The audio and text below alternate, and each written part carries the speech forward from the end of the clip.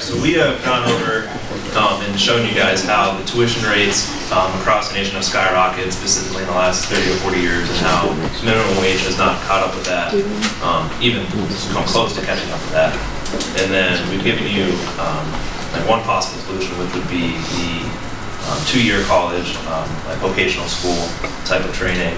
And then we've also looked at some of the reasons why colleges tuitions are going up so much, and kind of tied it in and then paralleled it to the issuing of federal grants, grants from the school scholarships, so on and so forth. And so for my section, I decided to look at Bernie Sanders' education policy, which is known as a College for All Act, because I know a lot of you are probably aware that he's been campaigning on the promise that college education would be made free, both to future students, and that student loan debt of students who have already graduated and are paying on that debt would be either eliminated or reduced, or the interest rates would be reduced. And campaigning on this has certainly gained him, or won him, the millennial vote over voters under the age of 35. So we're going to look at his plan, which consists of 6 major points, and all of which are aimed at eliminating or reducing, again, the financial burden students incur. So step 1 of his plan is to mandate that all public higher education institutions be tuition free. So basically, the federal government is going to pay for the operating costs of these institutions, from paying staff, the upkeep of the buildings, everything.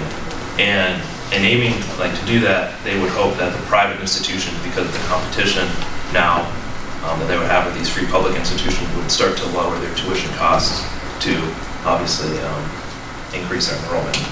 And then step 2 would be 0% interest rates issued by the federal government to students.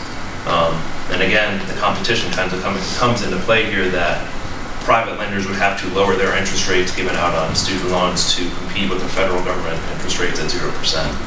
Obviously, Bernie Sanders would not expect that private lenders would issue loans at 0%, but perhaps a lower rate, 2.5% are some examples that he gives.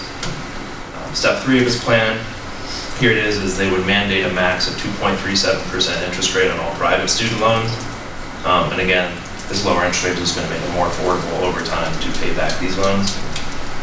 Step 4 is, I kind of touched on it earlier, would be a loan forgiveness program for post-grad students. Those students could refinance their loans at the lowest 2.37% interest rate. Again, going to save them thousands of dollars over the years as they're paying back those loans. Step 5 would be the lowest income college students would receive 100% of all of their expenses associated with college paid for through federal grants. I mean, this includes notebooks, laptops, housing, food, everything that student's going to need for those 4 years in order to get their degree would be paid for. And also, step 5 aims at creating or tripling the amount of on-campus employment, so giving just more access to students to kind of earn some sort of an income while on campus. And then the final step of his plan would, it goes through how he's going to fund all of this, because it's going to total $75 billion annually to pay for this. And he speculates that they can impose taxes on Wall Street, which isn't just the big Wall Street traders, it's every single individual that owns stock, has dividends, that makes any sort of an income on these stocks. So you can see the rates that would be charged there, which 0.5% rate on every stock exchange doesn't sound like a lot, but multiply that by tens of thousands of stock exchanges every day, and that adds up. So ultimately, that's going to certainly slow down the economy, as there's going to be less money circulating in the stock exchange and for their investors to take home. And so then I wanted to take his plan and kind of compare it to other developed nations, and specifically, he is very fond of comparing the United States higher ed system to that of Germany, Sweden, France, a lot of the developed nations in Europe. However, the U.S. does have more college-educated students than many other developed nations, and I'll show you in this graph here. You can see countries that are in orange offer free college tuition, countries that are in blue do not. So you can clearly see that the countries that are not offering free college education have a much higher percentage of college-educated students. And we think that a lot of that has to do with the emphasis placed on that education. If it's free, it's not as sought after.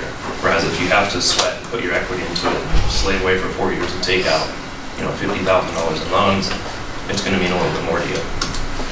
And then that also ties into college completion rates. Within the U.S. and other developed nations, you can see the U.S. falls above average, which is the blue reference bar there. Is college completion rates. Again, kind of going back to the fact that students taking out loans and working for that education are going to put more effort into actually graduating. So we came up with a couple ideas for a call to action. One of the biggest ones that we think will help reduce tuition rates would be to put a 50% cap on financial aid towards tuition. So if there's a school, for example, it's awful. Their tuition is $20,000 a year. In comparison to a school, it's $40,000 a year. The maximum, like financial aid you can get is 50% of that tuition. So the student's going to look at it, say if they get the full 50, be like, I'm going to be paying $10,000 for this education, or $20,000 for the education. A lot of the students will probably choose the cheaper or the less expensive, so less that they have to pay back, or less they have to pay for an education. So they'll probably choose the $10,000 one compared to the 20. Which at the more expensive schools, if they don't get the attendance rates, or if they don't get the amount of students that they think that they need, so they're not getting as much of an income, that's going to eventually force them to try to lower their tuition rates in order to make it more affordable for students to come and go to their universities. Another one that we thought of was having like a fixed tuition. So whereas, like how Milhon was pointing out, that his scholarship is for $12,000 a year, and that's kept the same, but the tuition here has been increasing, so it doesn't make up for any of that. Having that tuition stay at a flat rate, so it's the same amounts you come in with and what you graduate with as well. So regardless, that might not help exactly bring down tuition rates. That makes it a little bit easier for college students for after they graduate, as far as with loans, as far as with helping paying down those loans as well. And at the same time, this 50% cap rate, going back to this, will help save money as well, because that's less money the government has to put towards helping students get through college, which means that it saves them money so they can put it towards other parts of their budget. For example, if they want to help pay down like certain departments, or help, like say, increase funding to the military, they're able to do that with some of the money that they save. They can spread it out that way, so that way it kind of helps develop a little bit more. And it also increases the value of a degree, because you got to pay more for it. So as a result, you're going to treasure it more, because it's like, I had to work harder for this. Another interesting thing that we kind of like uncovered while we were researching this was, like for example, in Germany, most of their college, like their 4-year degrees, they cost a fraction of what ours do here.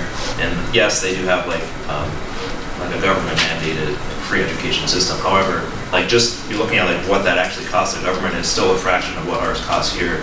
And I kind of found out that a lot of the reason that is all of their students are commuting. There's hardly any on-campus like colleges or universities there. So they're living at home, or they're living with friends, and they're commuting to campus. And most of their students aren't, like there's no like college athletics, or there's not as many as we have here, and like a lot of the costs associated with that. Although yes, athletics MIU does pay for a large portion of the university's bills, there are definitely teams that do not. And so, like kind of looking at the German system, they've cut their costs like in athletics and in certain programs that aren't going to produce degrees that are going to guarantee those students paying jobs. So that like they just kind of slimlined their entire education system, whereas we just offer everything to everyone. You can major in anything you want, but not necessarily get a job, but have $120,000 in debt. So.